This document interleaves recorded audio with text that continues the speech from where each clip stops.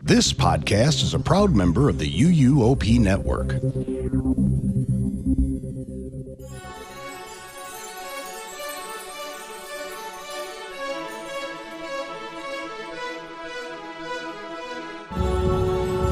This is episode 696 of the unofficial Universal Orlando podcast for January 7th, 2026.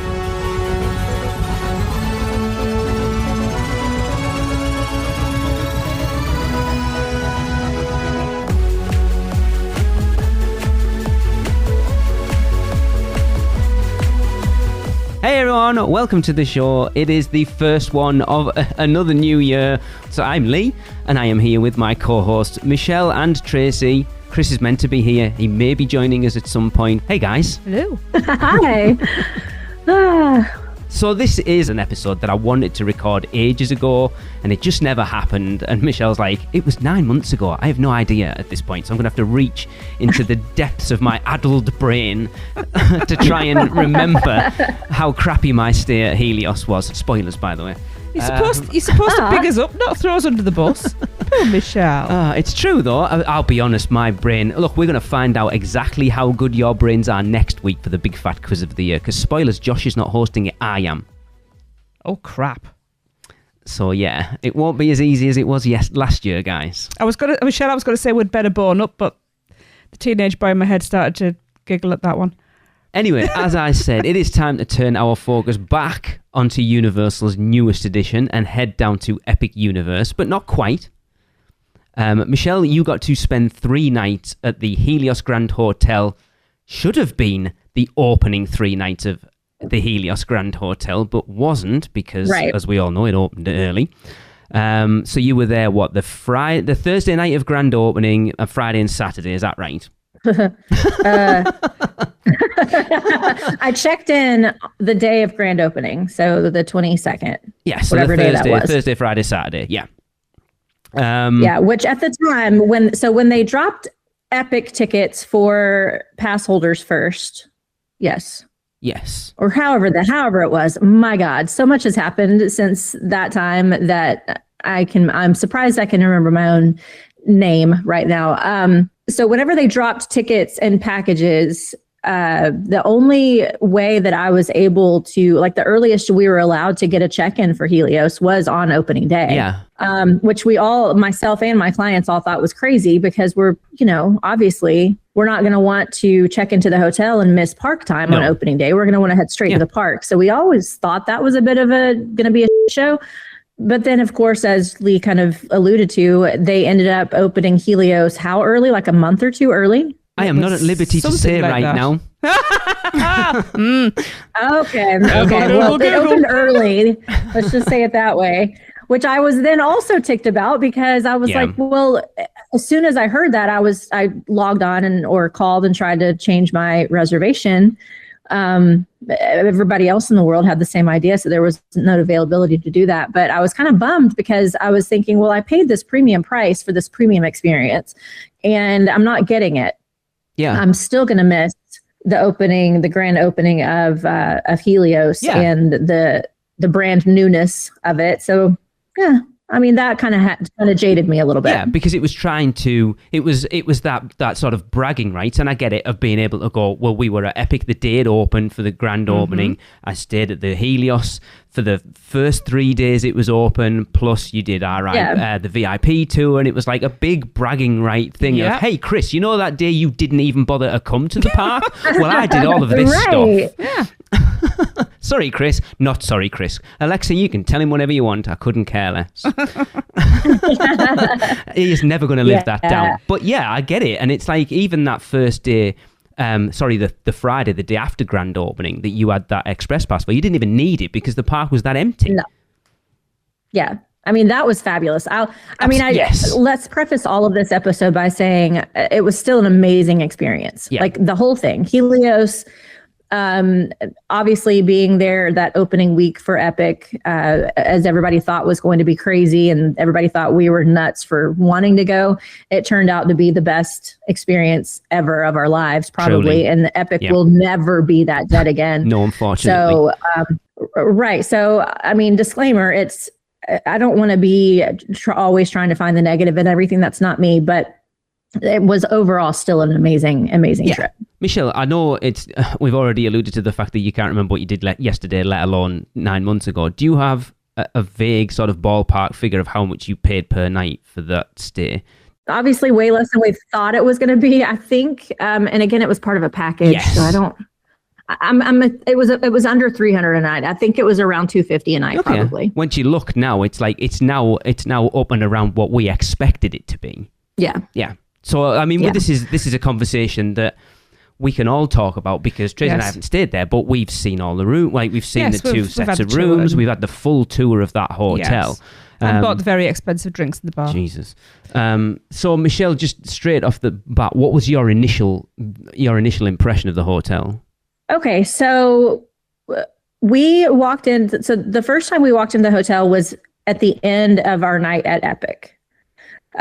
So we started out, we were at, which one was it? Which one did we stay at? Stella Nova. Stella? Yes. Okay, we stayed at Stella Nova. So that's where we were. We left our bags there with luggage services and got up at the ass crack of dawn to go to Epic for the opening day, as you all remember because you were with me. Yeah, it was 5 o'clock in the morning when we got up. Yeah, but we just dropped our bags at luggage services there. And then at the end of the night, we all went back to Stella Nova and picked up our bags. And then my crew, so I had 4 people, including myself. So we split the room 4 ways. Yeah. Which was nice. Which made it even cheaper. Yeah. Yeah. So we went and picked up our bags and drove over to Helios. So we got the true experience. We didn't come in through the theme park gate. We did come in through the front.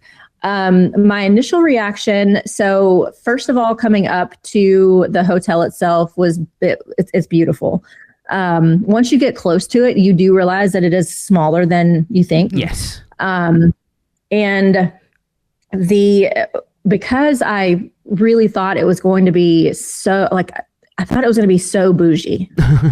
Yeah. And when I think, and I like along the lines of Portofino, not in the same decor, but bougie in that way. Yeah, like a top tier Universal hotel. Yeah. A boutique hotel. And when I drove up, the experience wasn't quite like that. Although the 2 bellhop people there who were helping us were nice enough, it still felt very Royal Pacific. It didn't feel Portofino. It was just a weird experience pulling up. They were pulling all of our bags out of the cars, and we were like, "Hey, hold on, slow down." They were just really pushy, and it was weird.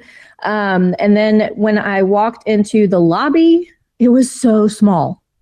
See, people say that though, but I don't necessarily think that's a bad thing. For me, it is, but there's a lot of people checking in and out. Right, so here's me playing devil's advocate with it. Everyone kind of associates big posh hotel with lots of space, but I think because this one's small, makes it more exclusive, which potentially makes it feel more special than the other ones because it's not as big. Well, I mean, the smallest hotel on property is Hard Rock, and that one has a huge lobby.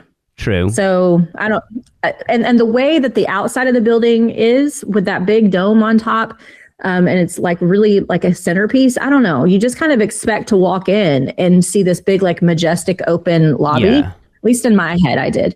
And when I walked in, it wasn't that at all. It was tiny. It was tinier than any of the other lobbies and it's tinier than Cabana Bay. True. And not even in height, but it's just small. And when it is crowded in there, the next morning when we got up to go into the parks, it was so crowded in that lobby. It was uncomfortably crowded. Yeah, I suppose our experience of that was the media event with all the media in there. And it was pretty much shoulder to shoulder, to be fair. Yeah. I'll be honest, that lobby it's not as bright as they expected when you look at all those big windows, because the lobby is actually back from those windows. The lobby's quite dark.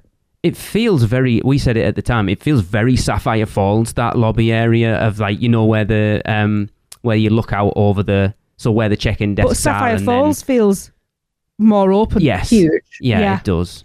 In the sense that it has those floor-to-ceiling windows that overlook the park, yes, that they do have that, but at a much smaller scale. Much, much, much smaller scale. So that was my very first impression, was like, wow, this is really tiny. And like the gift shop was small. Everything was really crowded. So you walk in, the check-in desk is like right there on the left, and then like the ticket counter is right there on the right. And at all the other hotels, there's a pretty good bit of space between those two. At this one, no, like the lines in the morning, the lines for both of those desks were like meeting in the middle. And then over to, if you're looking out towards the park, so over to the left is a restaurant, and then like over to the right is the one hallway that you walk down to start going to the rooms. Yeah. And there's the elevators. Oh my God. The wait time for the elevators is insane, because that's the only elevators. There's only that one set. Really? Yeah, that was what? Yeah, because that's where we went through. Was it yeah, 3 or 6? I didn't know remember. that. I think there was, how many was it? 4. There's only 4, isn't there? Because I think there was only 4. Yeah, we had to go up in batches. Because that's where it had the like, LED window. Like, yeah, which was pretty cool. That was cool. Yeah. But that doesn't get you up to your that's room. Bad. Okay. I never realized that. Yeah, and at one point, I don't remember, it was in the middle of the day. I do remember that. It must have been after our VIP tour when we came back to rest before going back out to the park. We came in and there was literally a line just for the elevators that came out into the lobby. Now it didn't move super slow. Like not like we were waiting there forever, but we did probably wait a good 15 minutes just for an elevator. I mean, that's a long time, isn't it? When you're at a theme park and if you're a go, that 15 minutes is time that you could be spent doing something else that's much better than waiting in line for, I mean, I know you might be waiting in line for Donkey Kong, but I'd rather spend 15 minutes in line for Donkey Kong than the elevator. Yeah. I mean, if you're on one of the lower floors, of course you can use the stairs, but do they have stairs at Helios? I don't remember. I would imagine they do. They have to. It's fire. I don't remember seeing them. If it's a fire, can you imagine being in a line for an elevator? I know it sounds a stupid thing to say now, but I genuinely don't remember seeing. No, you have to rappel down the outside of the building. It might do. They were probably just further down past the elevators. They're usually quite hidden, aren't they, behind what looks like an ordinary door? I'm too lazy now. I don't use the stairs anymore. Goodness. Good boy. I've trained you well. I'm over 50 now, Michelle. I have to look after myself. Yeah, but that was my first impression, like overall of the hotel. It was just not as grandiose as I was expecting in my head. Still beautiful. Yeah. But not what I expected. It's weird, isn't it, from our perspective? Because we were all full of adrenaline of like, oh my God, we're on the media event. So kind of went and we got. Also, there was nobody in there, so. And we got whizzed round it as well. Like it's like, right, here's 2 rooms. Go and have a look. You've got 8 minutes. I'm like, what? Okay, quick whiz in. Yeah, we did really get rushed round it. Yeah. Yeah. So what? Yep. Room, I assume you just stayed in a bog standard room, because there's rooms and then the How to Train Your Dragon suites, isn't there? So I'm assuming you didn't stay in a How to Train Your Dragon suite, Michelle. Oh, no. We stayed, really the only thing that was available by the time I got it was just a standard 2-queen room. So what was your view? Well, obviously nothing to write home about. It wasn't the park, because that's what it's all about. When we did the room tours, they obviously did 2 rooms that look out onto Epic Universe, and that's all anyone was interested in. It's like, I don't care about the room. I just want to look out onto Epic Universe. Yeah. That's what that hotel's built for. Well, it had to have been the parking lot, because it's either theme park view or parking lot view, because that's how it's set up. So, but how was it room-wise? I mean, we talked about it before. The rooms on property, for the most part, a room's a room. Just the theming and maybe a little bit of decor, a little bit of elevated furniture. They're generally the same sort of layout. I assume it was, well, we've seen them. They're pretty much the same. We've seen them. Yeah, it was your standard 2-queen room. Yeah. It did feel a little bit roomier than like a Royal Pacific standard 2-queen. The technology, the upgraded technology in the room was awesome. So is that like although Aventura? Ours wasn't working great. Is that like over at Aventura, like with the iPad and stuff? Similar. There was an iPad. Everything. I don't remember about Aventura. But everything in the room could be controlled by the iPad. So the curtains opening and closing, the lights dimming, turning on just particular lamps. Oh my God. Instead of you could do everything individually. You were in hog heaven, weren't you, Michelle? I can lay here and I don't have to get up at all, and I can do everything. Yeah. You could control the TV from it. I thought there was something in the bathroom too you can control, that maybe something with the shower. That seems weird. Okay, so it wasn't like an automatic wiper or anything like that. Oh, it's not that bougie. No, I couldn't control the bidet. No. But that's the thing, isn't there it? was About, not a bidet. Yeah, but that would be funny if somebody was in the bathroom. Yeah, and you could control that. That'd be hilarious. But like I say, it's like we've stayed at every on-site hotel or visited a room in every on-site hotel other than Aventura at this point. And like I say, the rooms are, if you're in a standard double queen room, they are pretty much the same. Yeah, it was standard, but the decor was really nice and refreshing, very celestial. The thing that didn't work in our room was the curtains. Like we couldn't get them to, if we did the automatic close, they would close and then they would like open right back up, and we couldn't figure out what the problem was. So we had to kind of, I hope we didn't break anything, but we had to like force them closed. I mean, you must be able to close them manually, otherwise, because technology has a habit of not working, as we've already found out tonight. Well, if the power goes out, I mean, that's true. Yeah. Yeah. I mean, we did have to tug them pretty hard, so I hope we didn't do anything, but we did report it, and there was no resolve before we left. But yeah, I mean, the room was nice. I had no complaints about the room. The beds were comfortable. Yeah. The bedding was comfortable. The shower was nice. I like that they don't put carpet in hotels anymore. Carpet's disgusting. So nice, clean looking wood floors. It was pretty. Yeah. What floor were you on? Not that it matters much because you didn't have that theme park view, but how many floors is there? I don't remember, but I think we were about midway. I think for some reason 4 is ringing a bell. Okay. I'm trying to think how many floors there are. I can't remember. There's only 500 rooms. I've just looked it up. There's 500 rooms, which is small. It's the smallest hotel on property, I think. Is it now? It beat Hard Rock? Rooms, I thought Hard Rock only had like 400 something. Let's have a look. 650. Oh, that's what Hard Rock has? Yeah. So it's the smallest. Okay, well then, yeah. Unless Aventura has more. Has less, sorry. But yeah, because I know like Dockside and Surfside have, I think one's 9 something and the other one's like 2,000 something. Yeah, it's just interesting because looking at that hotel from afar, it just looks huge. The way that it does. That it's designed. But it's meant to, isn't it? It's meant to be the backdrop of Epic Universe, isn't it? Which I think is what lulls people into thinking that it's something more than it actually is. Aventura has 600 rooms. Okay. So yeah, it's this, which makes it more exclusive, which is, I think it's that thing they've gone for exclusive rather than top tier. I mean, Michelle, as a travel agent, what level is this hotel at?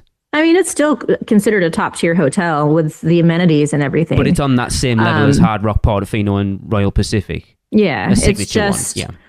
Yeah. Sapphire. It's just size wise, it just doesn't. Okay. It just doesn't fit that profile, but in amenities, it does. Okay. So speaking of which, I mean, we've experienced Bar Helios, but we haven't eaten there. And I know you ate at Flora Taverna, which we were super excited about, but I've heard it's massively expensive. Let's start at Flora Taverna, Michelle. So we did the breakfast. I think we did the buffet there on our last day there. And the food was good, but it was very expensive. So unless the price lowers a good bit, I doubt we'll ever eat there again. Like it was good food, but not worth what I paid. I mean, the restaurant itself's gorgeous. I love that. It feels, I mean, you've just been to Greece. You know, it feels very Grecian. Yeah.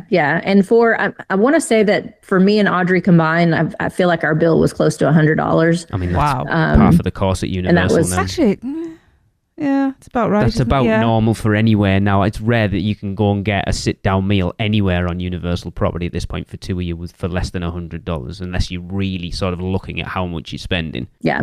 I mean, we did get a nice view of David Bromstead, so maybe that was a premium price for us. I don't know, but he was dining across the way from us, which was cool. You guys don't probably know who he is. I'm just about to ask Michelle, for all those people who have no idea who David Bromstead is, who is he? Bromstead. I have no idea who he is. He is a big interior designer that is on like HGTV shows. His show that got him famous was called Color Splash. Never heard of it. So he's a big into DIY, like home decorating shows. I've just looked him up. He's not familiar in the slightest. Okay, cool. We asked him for a picture and he was kind, but he said, "I'm sorry, I'm not taking pictures today." But I'm guessing it was because he was in his like pool attire. All right, that's fair enough. Yeah. UUOP is brought to you by the Producers Club. Join today and get bonus episodes, the chance to be a guest host, birthday shoutouts on air, be part of our awesome Facebook community, and more. Head over to uuop.supercast.com to subscribe. Shameless plug. Did you go to the Aurora Market at all when you were there? Yes, that's so tiny. It's not even really a market. That was probably my biggest disappointment for the whole hotel. I mean, it's just a grab and go thing, I guess, but yeah. But there's nothing. Like all of the other hotels have a little grab and go too, but this one there was nothing there. And even the like coffee menu was tiny. So yeah, I was able to get my normal like chai tea latte from quote unquote Starbucks. Is there a Starbucks in there as well? Yeah. Okay. Well, I don't think it's a Starbucks. I think they just sell Starbucks. Okay. Because it's like when you if you think about when you stay at Dockside and Surfside with the two big Starbucks that they've got there, they're always rammed first thing on the morning. I mean, I don't like Starbucks, but at the end of the day, you don't really know Starbucks. I just don't let you go there. It's funny, isn't it, though, that it's like they put something like that in the cheaper hotels, but then in the top tier one they don't. Yeah, no, it was tiny. I feel like my kitchen is bigger than that market was. Wow. And like the grab and go food options were there was hardly anything. So that was a big disappointment because I enjoy that little grab and go place at all of the different hotels. It's interesting, actually, hearing you talk about that when you look at Terra Luna and Stella Nova as well, because the food options at all three of those hotels aren't great, honestly. Better than it was at Helios. Do you know what I mean, though? All three in general. It's like we were talking about it earlier. We were watching one of Ben and Aubrey's videos, and they were talking about the hotels and stuff. And it's like you look at all the food options at every other on-site hotel are great. There's one place that you could guarantee in each hotel you go, I'll quite happily eat there. Like even just Pier 8 or the Beach Break Cafe at Dockside and Surfside, they're great, quite honestly. I love them. And then like Strongwater Tavern or Bar 17 or I would say the Kitchen, but I don't like it, the Palm, whatever. They've all got somewhere. But I feel like these three hotels kind of let that down a little bit. Yeah, the food options there, you either have to pay a lot of money or you're out of luck. And speaking of spending a lot of money, we did happen to go up to Bar Helios on the last day of our last trip, and holy balls. Yeah. Wow. Ridiculous. Tracy had a Sprite, Michelle, and it cost her $13. What? Yep. Holy. Yeah. So me, Audrey, Maddie, Kenneth, and Lindsay ate there. We shared some appetizer options, a couple of appetizer options. I bought, because it was Lindsay's birthday, I bought that special dessert, like the rose thing. Oh, yeah. Becky got it. Tracy. Yeah, I bought that. The rose dessert. Becky got it, didn't she? Yes, she did. Yes. There wasn't much to it. Yeah, that you crack open. Audrey liked what she got. I don't think I had any food. I might have just nibbled a couple things off of hers, but I wasn't super hungry. So I had a drink. Audrey had a drink and a couple of appetizers, like some pork belly thing that she thought was amazing. And then we shared that dessert. I don't remember what the others got, but our bills were pretty hefty. Oh yeah, we were just getting drinks. I was knackered, so I didn't get anything. Tracy got a Sprite. John, been a long day. We were with John and Becky Tyler, and then Grace and Bree, and they got that rose dessert. And John was drinking old fashions because we were at the parks with them. Grace and Bree parked in the parking lot, and they were driving round to park at Helios. And apparently, just to park as a day guest at Helios, it's $125. Yeah. But if you can get it validated as long as you spend, I think it's over $50. And John was like, "Yeah, I'll do that on my own." And I'm like, "How expensive is this place?" He did that in 1.5 drinks. Yeah. Unless you're going up there with the intention and the knowledge that you're going to be spending a lot of money, you can still go and experience it. So the view is amazing. Yes, up there. It is. Absolutely incredible. You're literally right behind I don't even know what you call it. It's not a Chronos. It's not a clock, right? What is it? Oh, it's like a sundial, isn't it? Yeah, sundial. That's what I was thinking of. So like the bar is right behind that. If you're from the park looking up, in the park looking up at the hotel, you're sitting right behind that big sundial. Yeah. And so if you happen to be up there while the lagoon show is happening at night, it's a really cool experience because you're seeing it from a totally different view. They pipe in the music to the restaurant. And it's actually very cool. And you can experience that, but you maybe just go up there and have like one drink and share an appetizer. Yeah. You'd be good to go, but or share a drink. Yeah. Oh, is that the doorbell? Let's see who's at the door. Christopher, nice of you to join us, sir. Oh, nice of him to join us right as we're talking about drinking at the bar. Oh, well. Oh, yeah. So that's why I came. Yeah, well, I was just about to get into this. Chris and I talked about Bar Helios on the Epic Universe Good, Bad and Ugly episode. And Chris, you and I discussed how expensive that bar is, that you would go there all the time, but because of how expensive it is, it's just prohibitive. Yeah, unfortunately. I mean, I used to go to Strongwater all the time, and I still like to, but like I feel like they're two different, they're the same class of bar or restaurant in my opinion, but way different price categories. Way different.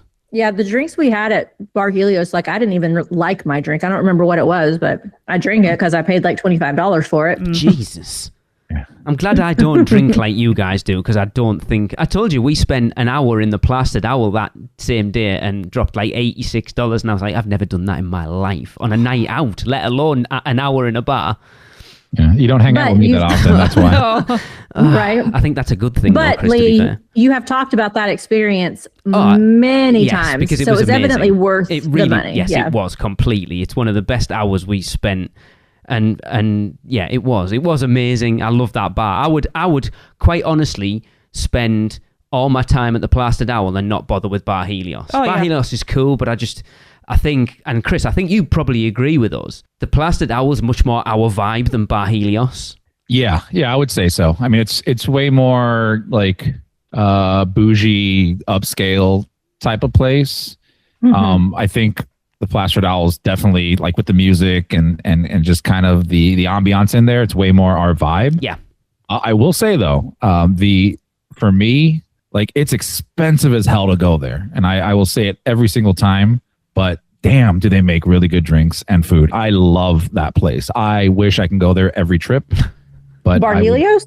Oh yeah, I love their food and drinks, but also their cocktails are very, very craft cocktails in the sense of they use a lot of unique ingredients, things that have a lot more bitterness to it, like drinks outside the realm of getting like your traditional like old fashions or rum punches and things like that. Yeah, that are very common, right?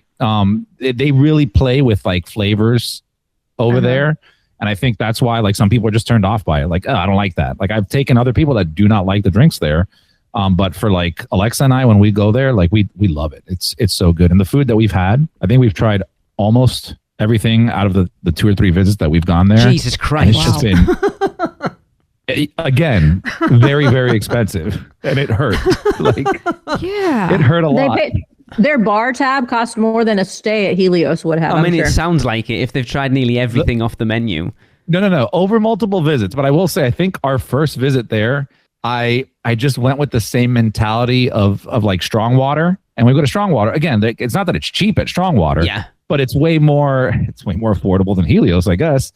But it was like, we went there with that same mentality. So like, I'm just looking at the menu. I'm like, oh, okay, let's try this drink. Okay, let's try this one. The bartender came over to us because I wanted to talk to him.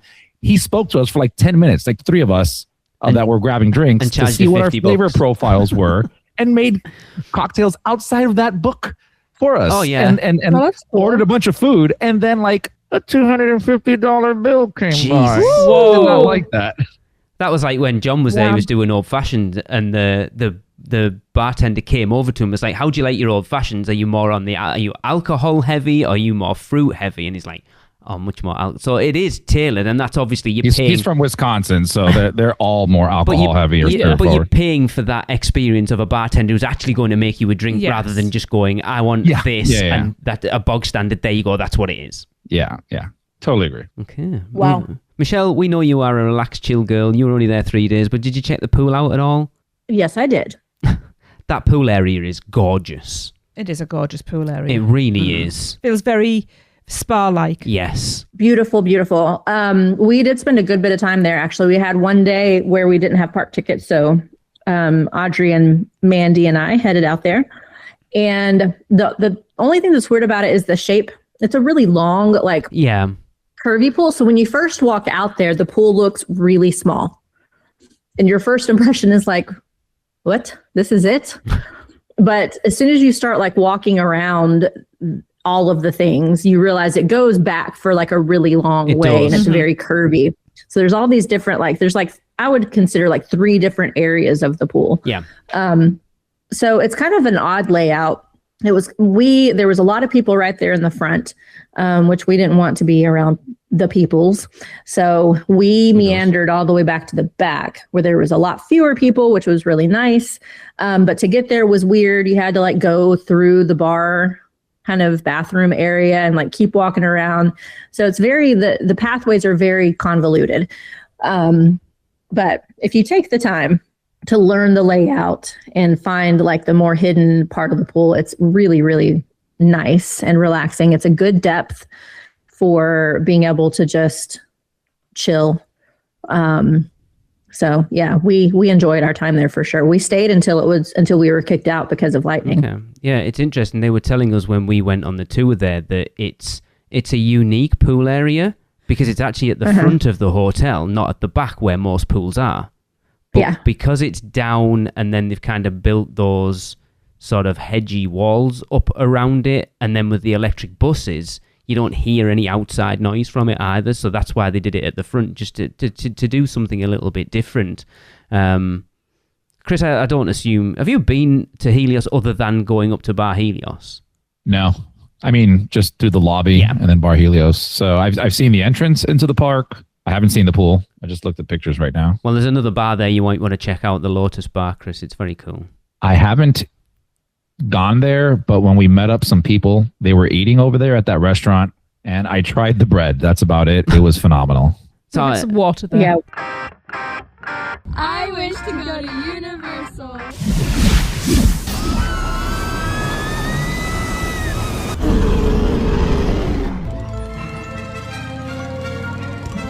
Right, off you go. We'll beat to the edge of the Forbidden Forest. Where can our vacation wizards take you? Just tap the port key at portkeyvacations.com and let the magic begin. Chris is giving me all the segues, by the way.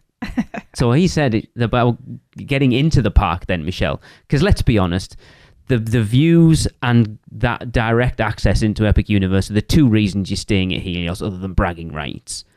How much easier was it you getting into those parks to do through that way instead of having to go with the sweaty rabble going in the other way? Well, I wouldn't necessarily say it was easier. It was just cooler. Getting in on the opposite end of the park, really. I mean, I guess it was because the times I've only gone into the front of the park twice now. So the very first day we went in through the front, and then on this last trip that I went, we went in through the front. And neither time was the front crowded, in an uncomfortable way.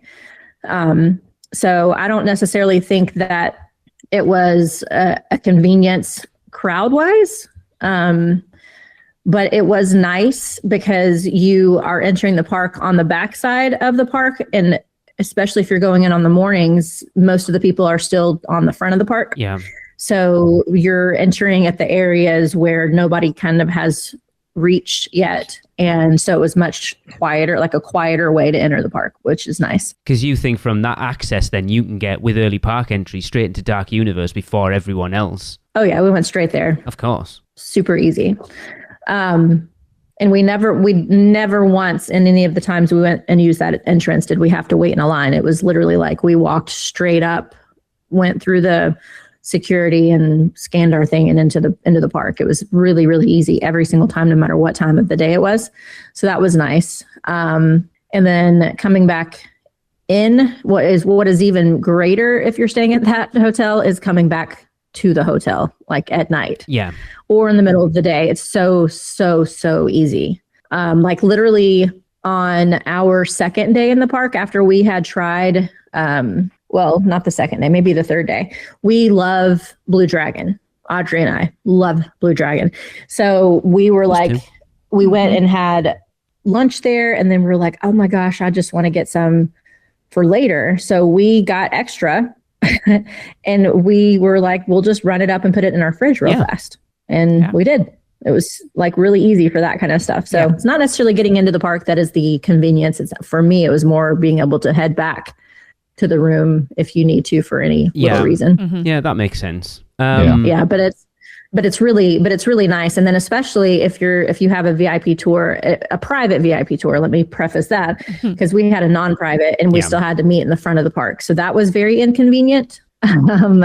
Because we were running a little bit late and we literally had to run from one end of the park to the other. But if you have a private VIP tour, they will pick you up at Helios. Nice. Wow. Yeah. It's also nice to like not to have to worry about forgetting something in the room. Yeah. Yeah. Yes. Or like when you buy stuff, just take it to your room real quick. Exactly. Yeah, I said that. Right. Yeah. And like, on opening day, I had that cart that we pushed around all of our crap in all day. Yeah. So when it was just me and Audrey in the park, we didn't take that in because you didn't need all to. the time because we didn't need to. We could just go back to the room. So I mean, you've told us, Michelle, that you feel like it wasn't worth it staying there, and you've been quite positive of it overall. What was it overall about the hotel that it wouldn't necessarily be top of your list when going back? Was it just the fact that it's the main focus is Epic? Yeah, I mean, so if you're doing Epic, it's the place to be. If you're going to be doing the other parks more and only doing like one day at Epic, it's not the place to be. No, because it's more inconvenient to the other three parks. Yeah. So for me, and strategically, not just for my own trips, but for my clients as well, I really thought before experiencing it, I thought that Helios was going to be my top tier hotel and it would always be the one that I would want to try to stay at, but that's not true. It's just strategy for me now, because the other Premier hotel, well, not just Premier, all of them have their own benefits depending on what type of trip you're planning. Yeah. So if our trips are other park heavy, I'm not going to even consider Helios. The drive, not necessarily the bus ride isn't as bad now that they have those dedicated bus lanes, but it's just so much slower. Like you have to go to City Walk first. If you're going to hotel hop, you have to go to City Walk first and then hop on another bus and then go there. Or, you're not close to a water taxi. You can't just like, hey, I want to go have dinner at so-and-so. Let's just hop on the water taxi in the middle of the day. It's just not as easy. Yeah. Yeah. Get around from place to place. That was the same thing. Like I wanted to stay at Stella when we came over in October, but it was just that, I know it's not a million miles difference, but it's just coming back from Horror Nights. It's a little bit extra. It doesn't take that much longer. It feels like a million On miles. top of that, I was like, I didn't want to do that. And it's like, Tracy and I were talking about Helios earlier, and I do want to stay there, of course, just because of who we are. I want to tick them all off. But for us, it's probably a one night just to say we've stayed there and that's it. Yeah. I don't know how you feel about that, Chris. Yeah. I mean, for us, I honestly I don't want to say I never see us staying there, but it's one of those things where, especially right now, without Epic being on the annual passes, it's just a no-go for us. Yeah. Like we are everybody's different how they travel. And I know there are tons of families that do it this way. Michelle, I'm sure because you plan and book all these things for them. But Alexa and I are very much we leave the room, we're gone till the end of the day. Yeah. I have never, ever gone back to the hotel to rest. I've never gone, unless I'm dying, right? Like I'm super sick or something, but like I've never gone back to the hotel. So none of that appeases me. The only time it has is when like we go during the summer. So we'll try to stay at like Sapphire, and our focus is actually spending time at the resort, not the parks. We'll pop into the parks for a little bit, ride some water rides, come right back to the hotel. So in that sense, like that works for me. But if without that on the annual pass, like I couldn't see myself staying at Helios to not capitalize on the full day at the other park. And and like also, I mean, I think the conversation changes a bit going back to what you guys were talking about earlier. I think when Celestial Park, when Celestial Park opens for that, after hours evening experience, I think the conversation does change there because you can stay at Stella, you can stay at Helios, and I don't want to be in the hotel, but I don't need to be in City Walk, right? No. If we did a full day at the park, we go back to the room, shower, change, maybe get dress up a little bit if we want to. Hey, let's go out, grab dinner. Let's go grab a drink and just hang out, hear music. That's perfectly fine for us. And I think that'll bring even more people to that side without having to worry about, the bus ride over to City Walk and all the, extra steps you have to take just to go grab a drink or some food. Don't get me wrong.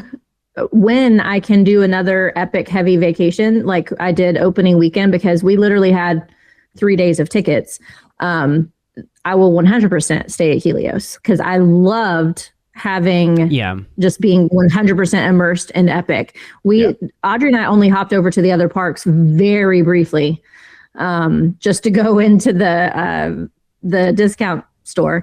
Like we did nothing over there, and that was great. But right now that's too cost inefficient. You just it can't. But hopefully soon. What are you seeing at like your average hotel price for Helios, like in 26? I haven't actually even priced any for 2026 recently. The ones that I already had booked before were similar to what they were before. So in the $200 to $300 range. That doesn't sound bad, to be fair. I've heard it a lot more than that. That sounds fine to me, honestly, because strong water Sapphire runs around 200 to 3 sometimes. Yeah. And I think this has, me personally, Helios is not a premier hotel, even though it's, advertised as one. I think it's more of the Sapphire level hotel, and maybe even a step below it. That. Just because, and not saying it's a bad hotel. It's a, pretty, it has its pretty aspects to it, but when you go in there, it is quite small. It doesn't have that grandness that like when you walk into Sapphire, you walk into like. But that's exactly what I. Yeah, but the grandness comes from the outside, not the inside. I think it's anyway. Yes. Go walk into Sapphire, dude. Giant roof. You have this beautiful wide, roof to ceiling. It feels like windows that you see out to the lagoon. You have these gorgeous chandeliers hanging. You are completely swept away when you walk into Sapphire. You walk into here, you could have told me I was in Dockside and I would believe you. It's surprising though, because the theming is celestial, right? Like you think massive, you think immense, unending space. And you walk into the hotel and you're like, this is tiny and claustrophobic. I also think that because it's almost like a forced perspective, because Helios is built up a hill. So it already looks bigger because it's looking down on you. I think that makes it feel like it should be a bigger hotel. So when you get to it is smaller. But also, I think the lobby is built to showcase that view into Epic Universe, to funnel your view straight down to Apollo looking out over Celestial Park as well. I think it's just built very different. I think from what you two were saying, it's just a very differently built hotel from everything else on Universal property. And whether that's your idea of grand or not, I like it, but again, I agree with you. It didn't blow me away. Like the first time we walked into Sapphire Falls, I fell in love with that hotel, and I am staying here, and that's our favorite hotel on property now. So it didn't do that to me, but I still don't think it's like it's a bit. Well, I mean, to Helios's credit though, like I mentioned the lobby, but once you step into either of those restaurants, whether it's Bar Helios or I forgot the name of the other one, Flora Taverna. Yes. Once you step into there, it does feel very high-end, upscale type of thing. You mean the bill does when you get it at the end? That makes it feel extremely high. Astronomical. Yes. Celestial, some might say. No, astronomical. I love that, Michelle. That's perfect. I will say the reason that Chris never feels the need to go back to his hotel in the middle of the day, because he hasn't even made it to the park by the middle of the day. That's very true. So he doesn't need to take a midday break. Yeah. Actually, I go to the park in the middle of the day. There you go. Exactly. That's what I was getting at. Any final words anyone wants to say on the Helios Grand Hotel? No. I think they should have taken the grand out of it. It should just be the Helios Hotel. Okay. It's not very grand. Stop charging $13 for a Sprite. Yeah. No, it's fine. It's fine. It's a good strategically used hotel. That's my opinion. That's fair, and that's a travel agent's point of view. I think that's I think that's a fair review overall. Yep. Cool. Right. Well, that is going to wrap up the first podcast of 2026. Can't believe it's 2026. We are moving into our 15th full year. This is our 16th year of podcasting. Is that right? It'll be the 16th. Man, you're old, Lee. Tell me about it. Don't forget, we want you to try the 3 cones at Epic Universe's How to Train Your Dragon Isle of Berk and rate each one of them out of 5 and send those recordings to us at podcast@uuopodcast.com for our new listener interactive segment, Which Cone Makes You Moan? And we already have one. We don't have a theme tune yet, but we have our first submission. Yay! So get them in. And of course, that's going to wrap up the show. We will see you back here next week for the big fat quiz of the year. See ya. That's the end of another Stella episode of UUOP. Use the Flu Network to give you access to us on Facebook, Instagram, X, YouTube, TikTok, and Pinterest. Just search UUO Podcast. And check out our blog at uuopodcast.com for everything else. Send your owls to us at podcast@uuopodcast.com. And if you want to join the Producers Club, jump down the warp pipe at uuop.supercast.com. It's alive on Apple Podcasts, Spotify, and everywhere else that podcasts are found. So please subscribe, rate, and review wherever you can. Dragons aren't the only way to get around. Email Michelle at portkeyvacations.com. She can take care of all aspects of your next Universal Orlando vacation. Listen to them, the children of the night, the children of the UUOP network. Rush of Fear Halloween Horror Nights podcast, the theme park duo for all your West Coast news and info. The Taste of Universal, Universal Orlando Food Podcast, Portkey Passport, an adult-centric Disney podcast, the unofficial Universal Great Britain podcast, and Big Dumb Stuff, our comedy, pop culture, and themed entertainment podcast. Make sure to subscribe and come back next week because in the end, it turns out all we needed was a little more of this.